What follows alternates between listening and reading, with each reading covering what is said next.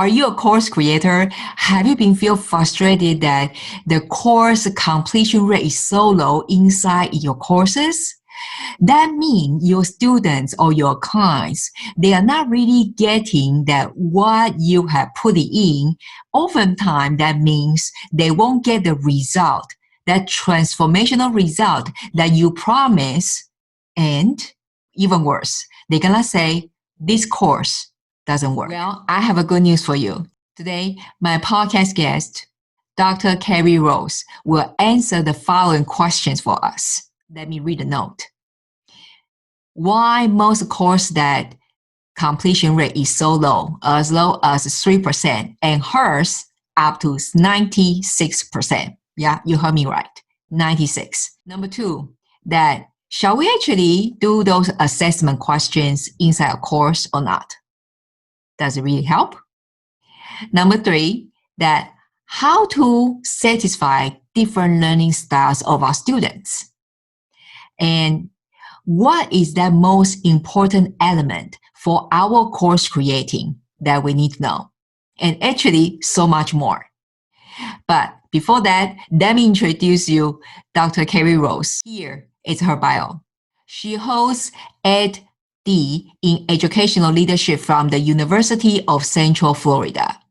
Wrote her doctoral dissertation on professional development and is best known for her innovative teaching strategies and methodology.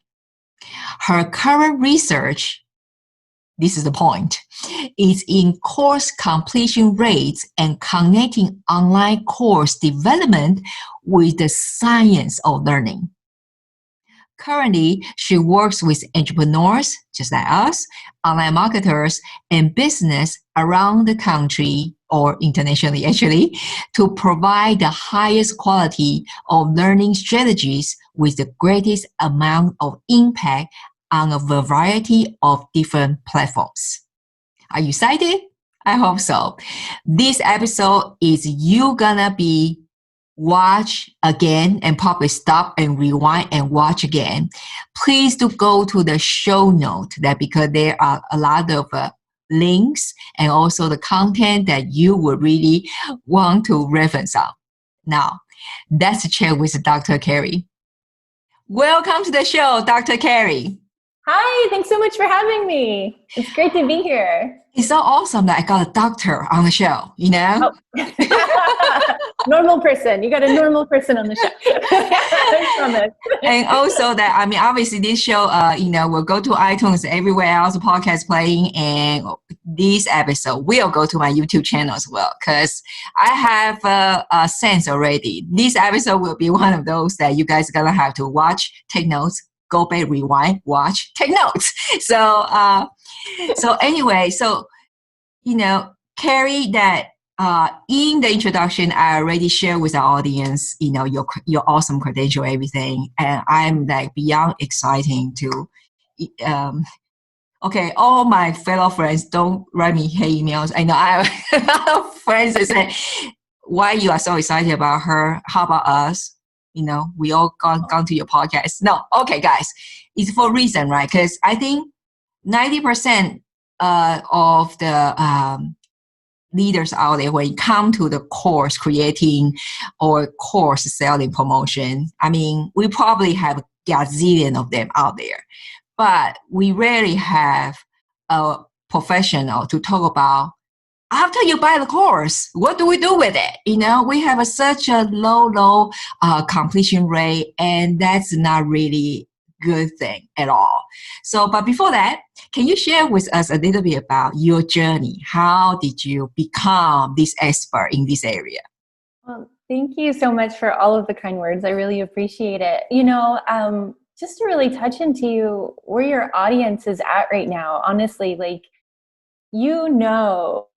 as a Christian leader that you are here to help people, right? Like, it in your core, that part. And that's why you keep showing up in those leadership roles and you keep taking on other people to support. And what I feel in my core is that at no other time in human history have purpose-driven entrepreneurs had a tool at their disposal to make massive impact on a global scale if they take responsibility for their students' success. Because I think that's the true differentiator, is that, you know, you can make a program, but it's whether or not they're actually going to be successful with that that's going to mean whether or not you transform their lives. And I think that all of you, if you're listening to this podcast in particular, that's what you're here to do right now. So like, first of all, I want to honor you for that. And I want you to really focus in on how this podcast can help you on that journey.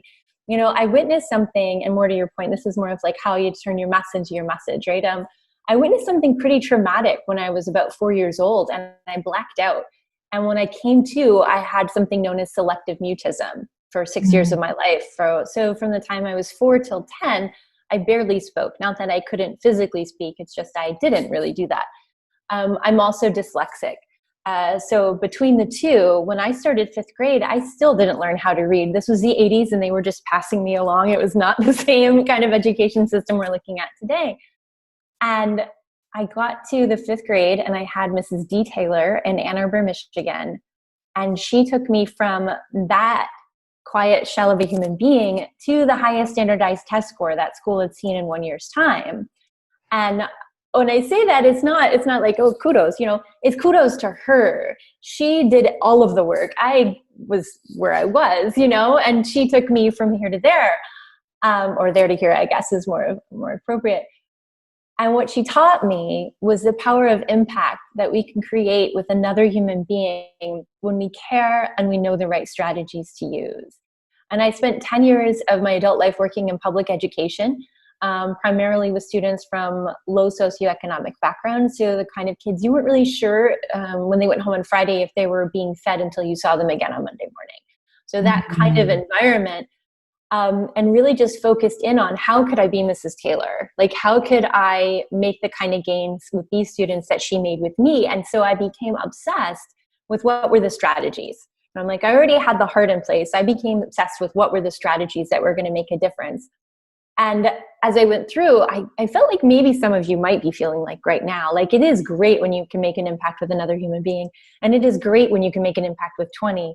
And then you start to wonder, what else could you do?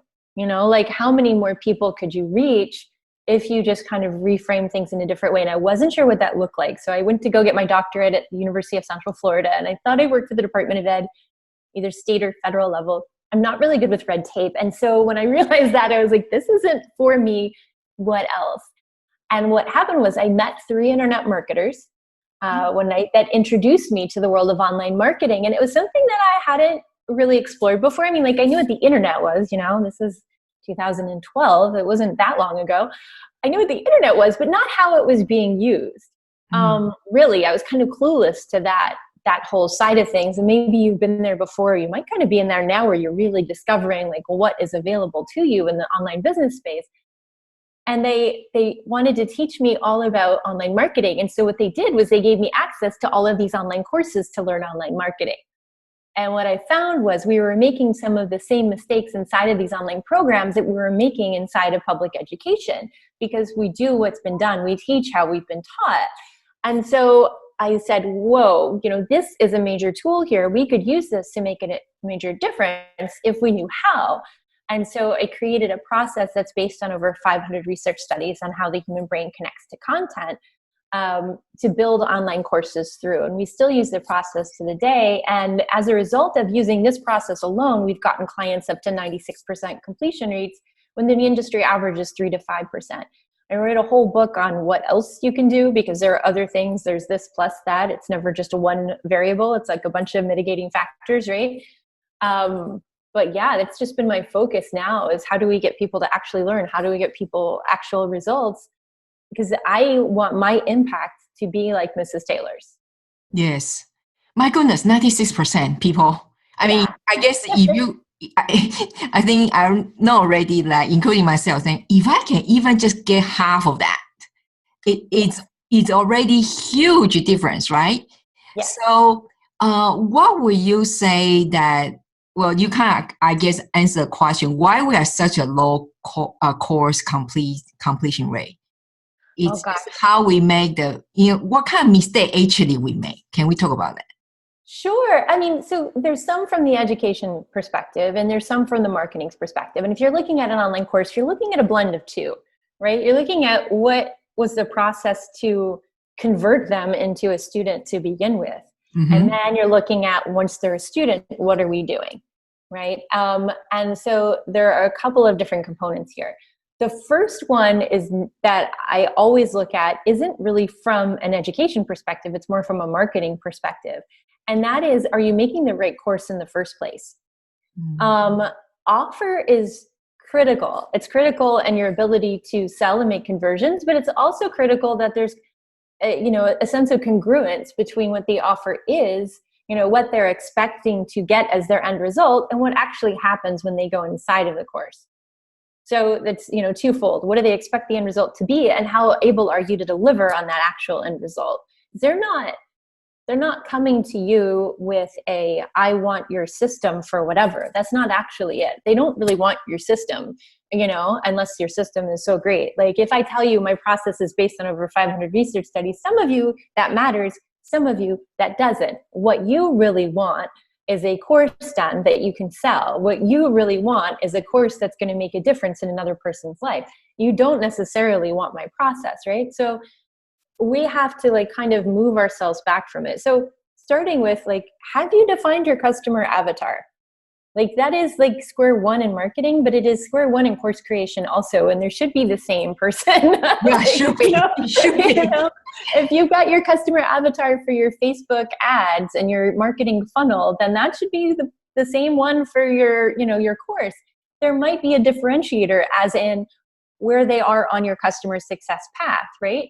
So if you're imagining your customer success path, maybe when you start your nurture sequence, they're over here, but you've given them enough information that by the time you're getting into the course and the offer, they're actually at a level where they're able to purchase it because they no longer have a great deal of cognitive dissonance around the other material that you've already educated them on, But if they're just barely tying their shoes, they're not ready to ride a bike. So you have to think of your content in that way. Have they reached a point where they're ready for this information? And then are people buying the information that you want to put together? So a lot of times course creators coming from a really, really loving place, right? Yes. So there's two people.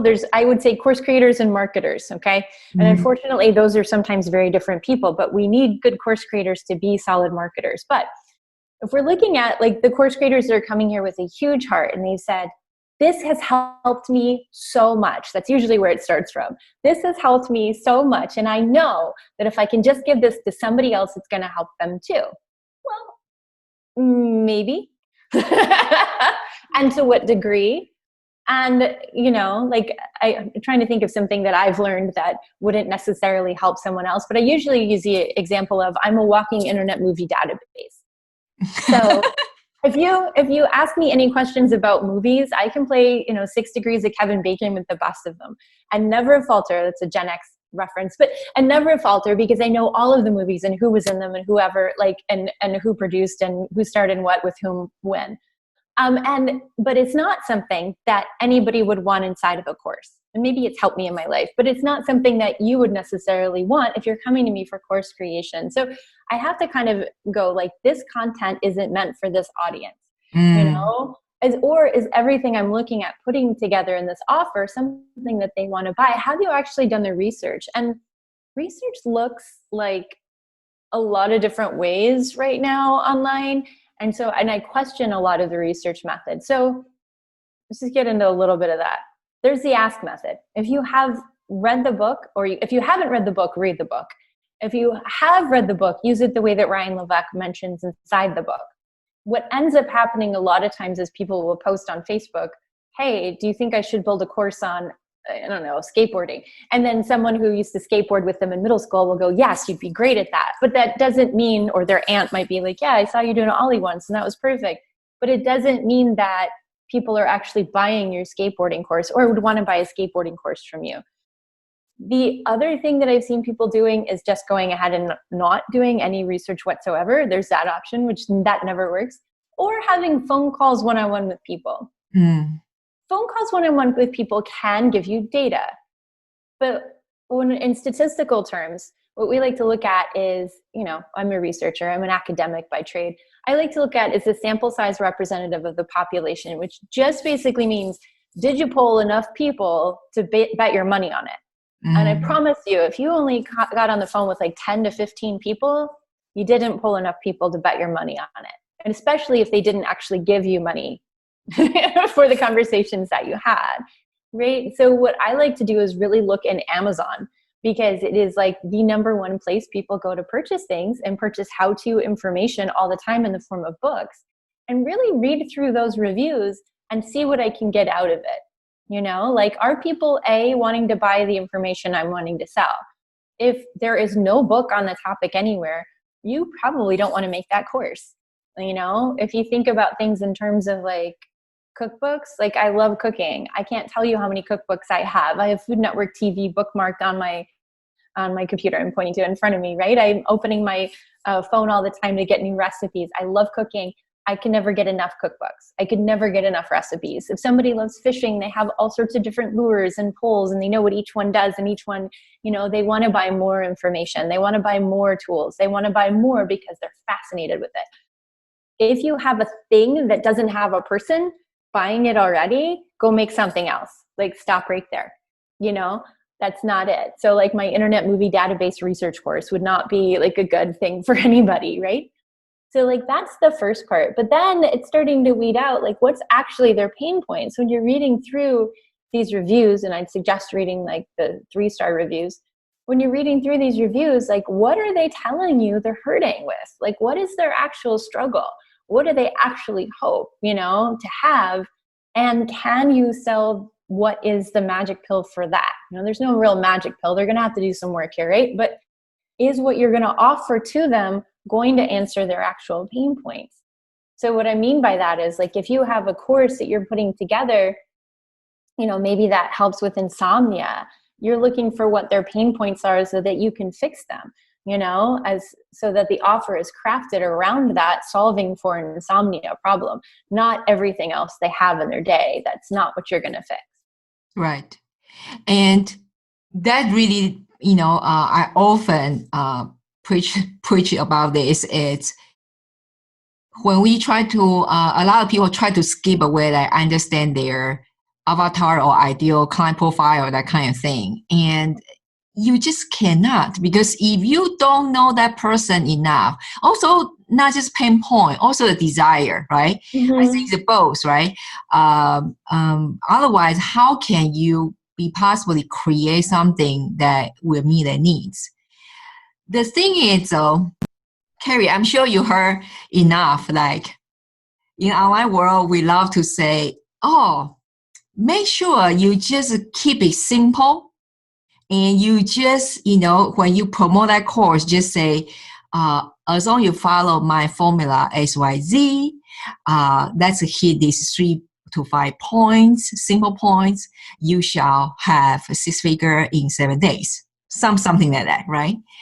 And what would you say about that? Okay, this goes to the I'm only kind of a marketer part, right? So I'm a marketer for me. I don't market for other people. What they're doing is smart marketing.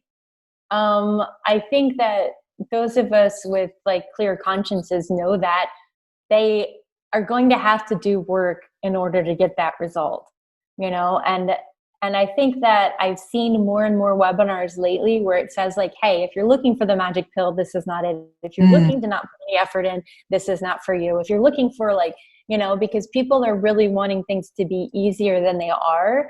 And what I can say that I'm proud about the online marketing space is I'm seeing more and more people going, yeah, it's not that simple. You're going to have to actually apply effort. But if you structure your content in such a way whereas, hey, if you do everything I say, if you try everything I ask you to do, if you really come to this with an open mind and an opportunity to think differently about what I'm presenting to you, there's a really good chance that you're going to be in a great different place than you are right now. You know, the problem is from a marketing perspective, that weakens the language.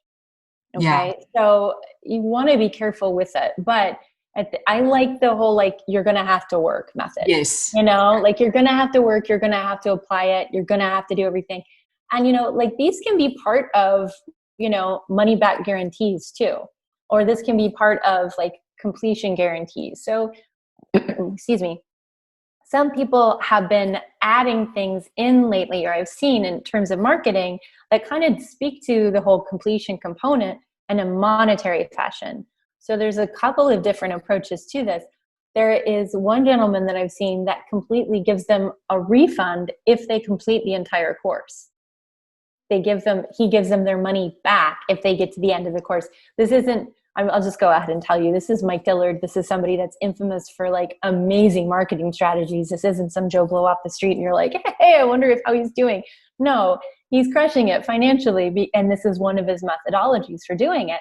But because course completion rates are so low, he will give them a refund if they get to the end of the course and can prove that they've done all of the work.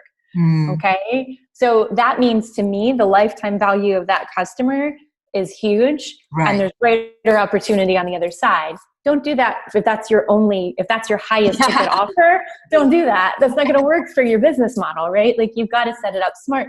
But then, we have something inside of one of our programs and our coaching program that is, if you do all of the work, you attend all of the coaching sessions, and you don't get the results that you want, then I'll give you your money back at the end. So for me, it's the other way, but it's just, I want them to show up. I want them to try. I want them to try everything. I want them to think about it differently. And then if they're still not successful, then this wasn't the right offer for them, and then I'll take the hit on that. Because we don't ever want to match a person with the wrong offer. We want to make sure that if they're coming into an offer, it's in alignment, so it does actually get them the results. Yeah. When you come to the engagement inside the course, right? As just before we hit record button, I was sharing with Carrie said that, I really not enough for me personally, just to get people to buy my course or my program, whatever. But it's more important for me actually after they get in and they really will go through it and they will follow through, they will get a result, because ultimately that is a positive cycle, right? So I'm really want to learn more that how can we get them more engaged. And obviously there's a gazillion way other people talk about it. They say gamify, they say assessment it, but well, be honest with you, some assessment question, let's say I bought some course, I hate them. So how do we actually, is really assessment thing work after each module, or is there other better way to do that? Okay, nobody likes them, right? Who really likes a multiple choice question? Raise your hand if you're at home and you really, your hands are probably still down. Nobody likes that, but we put them inside of courses and it makes zero sense. When we're trying to give multiple choice assessments to children or for standardized testing, we're looking at something that's norm referenced. So we're looking at something that's statistically compared to other students taking the test and where they should be on like this bell curve model. For you inside of your course, you haven't done that more than likely. You're probably never going to, because it makes no sense. And so really when you're looking at the reliability and validity of the test that you're giving them, there's none. There's no validity to it. So stop with that. The other side of it is usually if you go through these things, and I have for like some of the top certifications that you see online for online marketing, I've evaluated them. I've gone through them. And for the people that are running them. And usually what happens is you can print out the PDF of the PowerPoint slides and all of the multiple choice questions are taken directly from the slides. It's ridiculous. It's no assessment whatsoever, really. It is just a hoop to jump. So don't do it. The only reason to do it is if you are doing some sort of accreditation program where it is tied to some sort of a state something or other, or like an agency,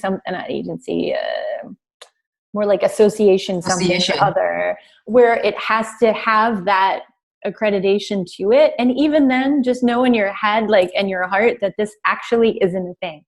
It's not. So you have to even be more careful around it.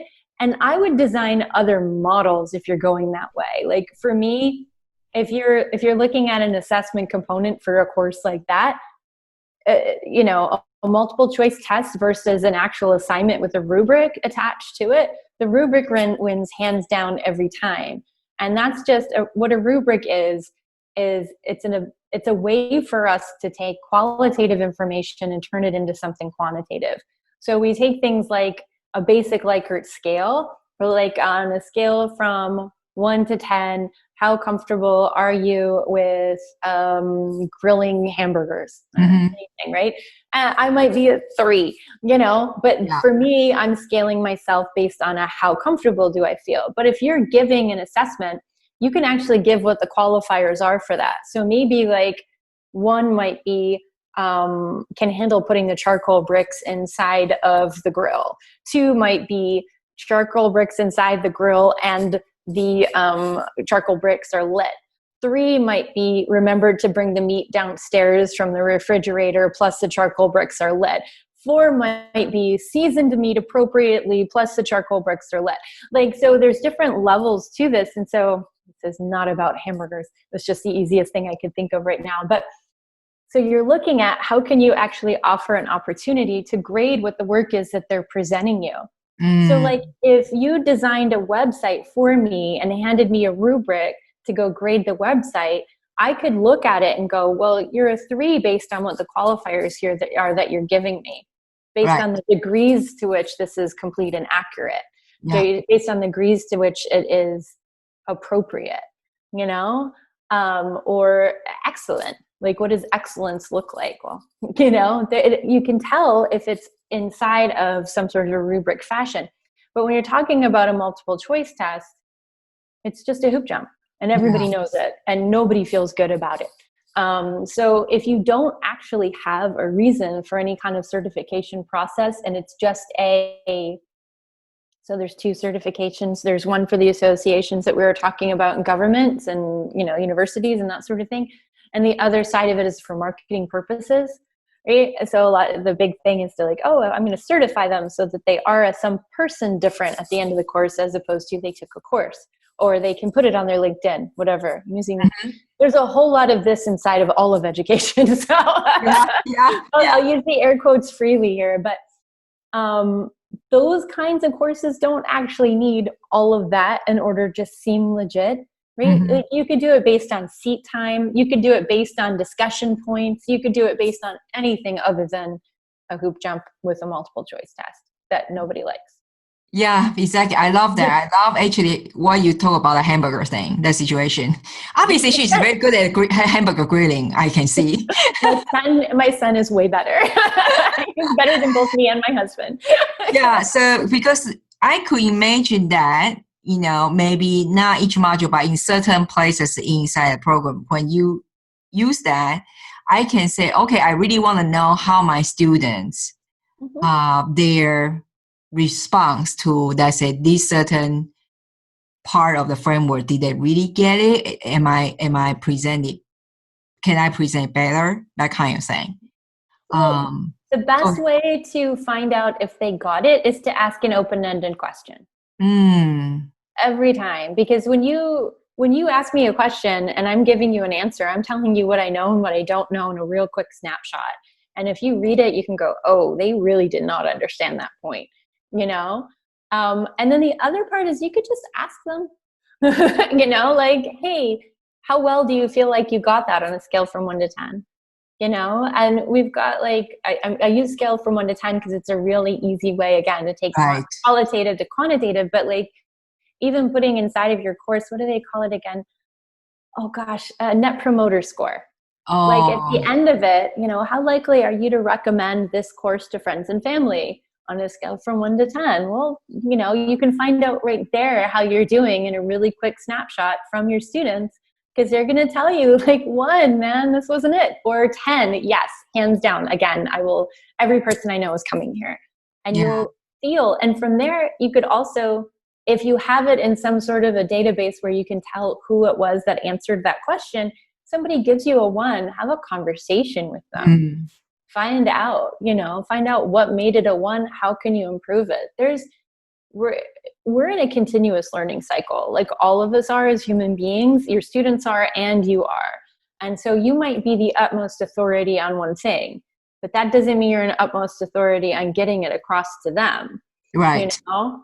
And even myself, like I welcome feedback inside of my course. Like I want them to tell me if I'm doing it right, you know, like, or if it's getting across right, because like the way that my brain works is like 500 research studies, da da da da, you know, like am I putting it on a human level that they can get to, you Mm, know, like even that, like there's a jump there. So it's one of those things that I wish all course creators were open to, is just like good, honest feedback, you know, and creating like, instead of this is my course, it's one and done, thinking about your course in terms of, and I got this from my friend Norbert Orlowitz, when I give credit, thinking of your course in terms of an iPhone.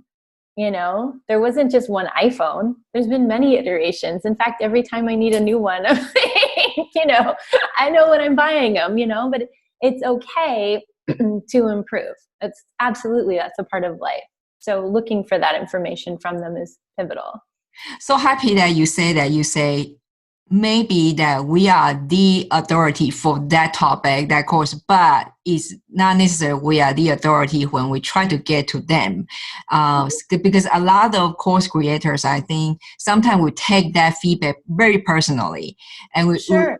we feel like, oh, why I did so lousy, or things like that. But actually, it's not like we are not authority anymore in that topic, but maybe just the way we communicate, the way we present to student, right? That's what you said. Absolutely. And it could just be that one person.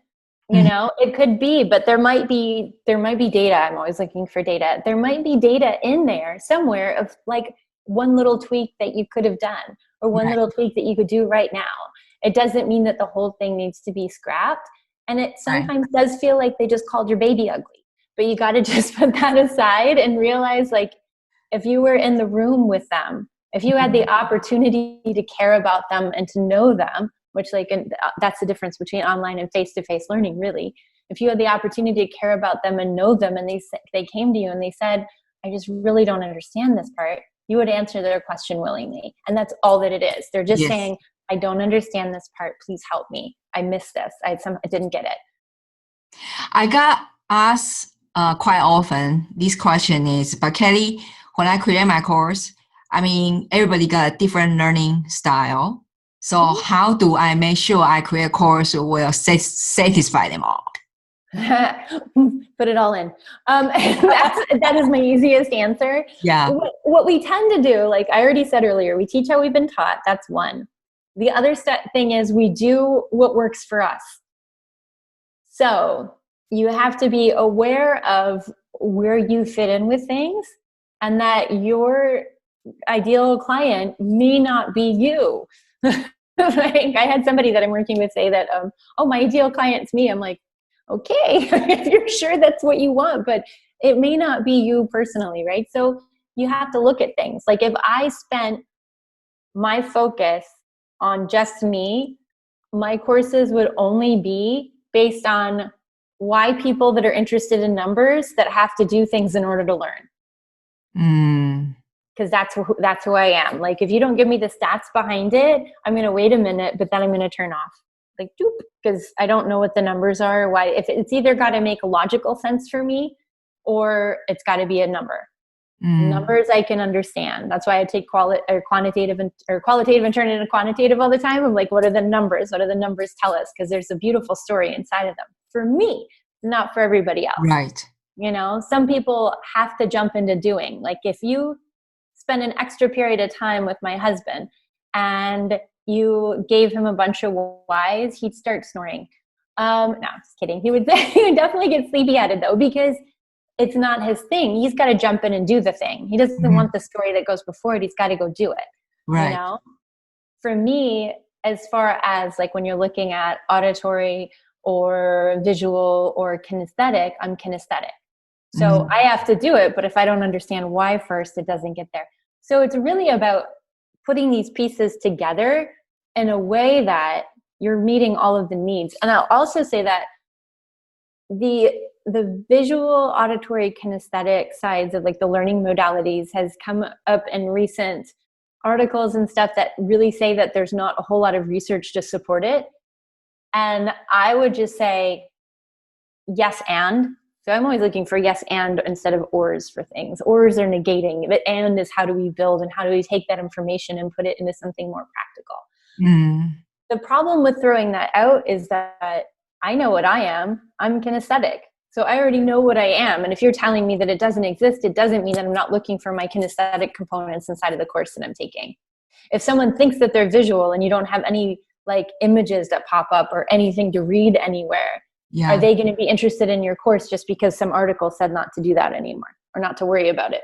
Right? So you have to kind of adjust with like the human factor of what's going on inside of the people's heads that are going through your program.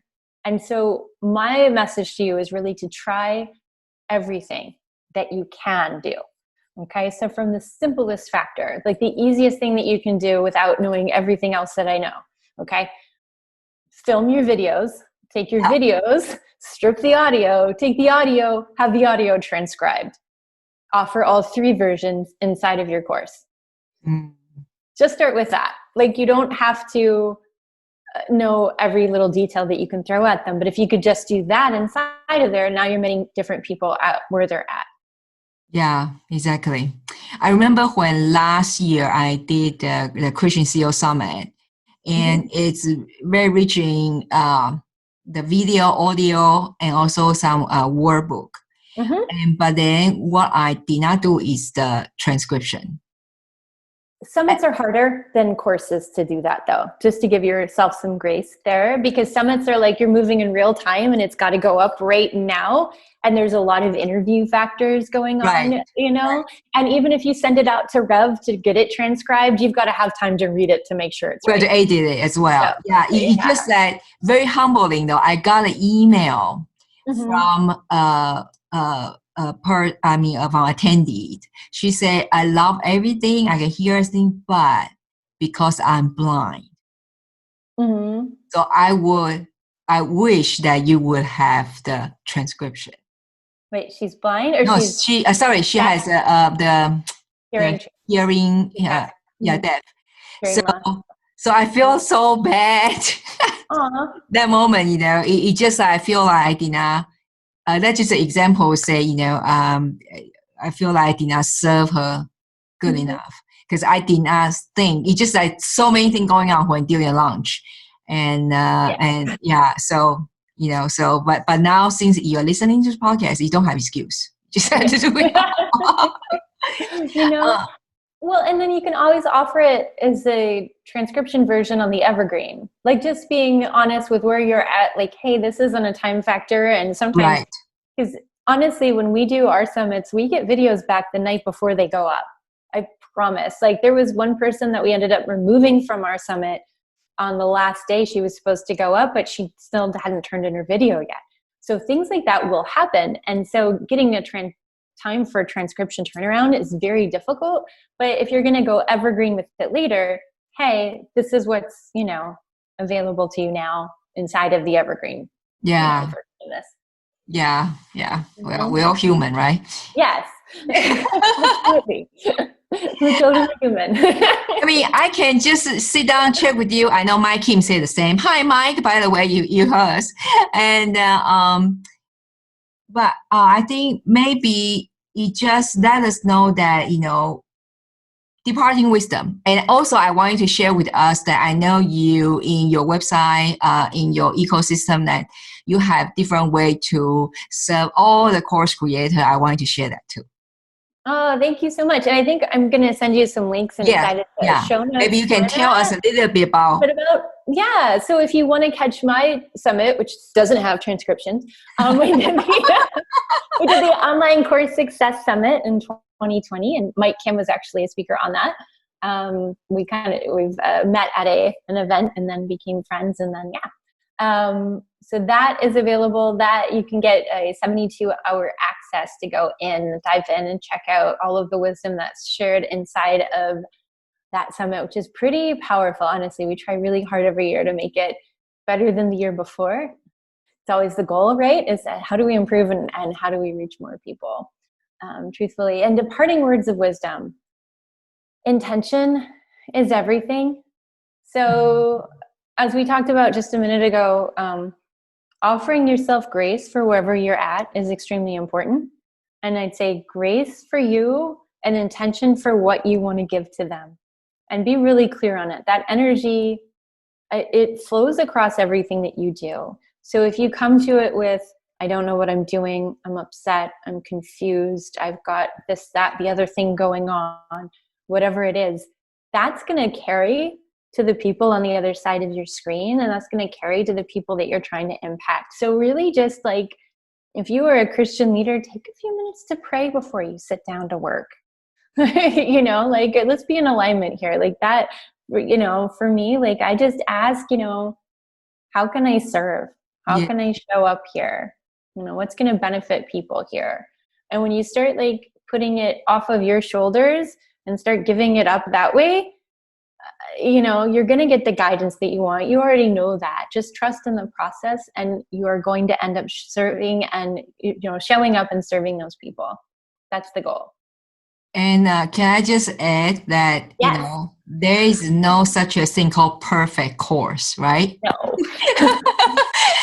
It's just like what moments ago Carrie mentioned about even iPhone have, you know, I mean, now is what I don't know if I cannot even up like 11 point something, or I even don't know, right? So just I often want to say when I go on stage to speak, one of my sentences people love is I say, you know, just like iPhone, every year they got one version. You are looking at a woman at 52.0 version. So just whenever I speak, so they, right? So it's just like this. And so give yourself grace, and but then carry that intention to serve the people, then your course will be awesome. There you go. Focus on them. Yeah. Thank you so much, Dr. Carrie. We cannot thank you enough for give us so much value today. And we surely, actually, she's so humble. I mean, she did not, actually still did not share. She has actually have a lot of different things, can either it's DIY mess, you know, type style, or the, okay, share. Yeah. We have a course that walks you through our course creator method, which is based on over 500 research studies. On how the human brain connects to content. But for you, it helps you create your course in record time. The whole thing is only like an hour and a half long. So it's pretty fast, pretty simple, and just meant to get you from completely stuck to a produced course. And we do work one-on-one with clients through different coaching and one-on-one course build means. So yeah, definitely a few different options. Yeah, so we gotta put all those links. Well, this show note, you gotta have to go there, okay? You gotta have to go there, and in the introduction or in the end, you will hear the show note number, and then you will go there. You will get a link. Myself, I'm gonna go to check it out because I'm in the middle of creating my signature course. So, awesome. Thank you so much again, Carrie. Thank you. My pleasure. Thanks for having me. Take care, y'all. Thank you. So, what do you think? For me personally, I took a lot of notes, and I cannot wait to check those links from Dr. Carrie because I really want to improve my course creation process, and so that my students will benefit. And that is all about serving, right? For the show note, please go to kellybottle.com/090, or you can click a link below if you are watching us from YouTube channel. By the way, since you are here, if you are one of those leaders that you would like to become the market one, truly take that stand that God has put you in the markets for, so you can finally serve the tribe that you are called to, then please also check the link below that we would like to speak with you and see how we can help you. Just don't leave yet. If you are on your journey to build your online business, here are some valuable and practical videos to help you. So please click on link and go watch it. I will see you in the next video.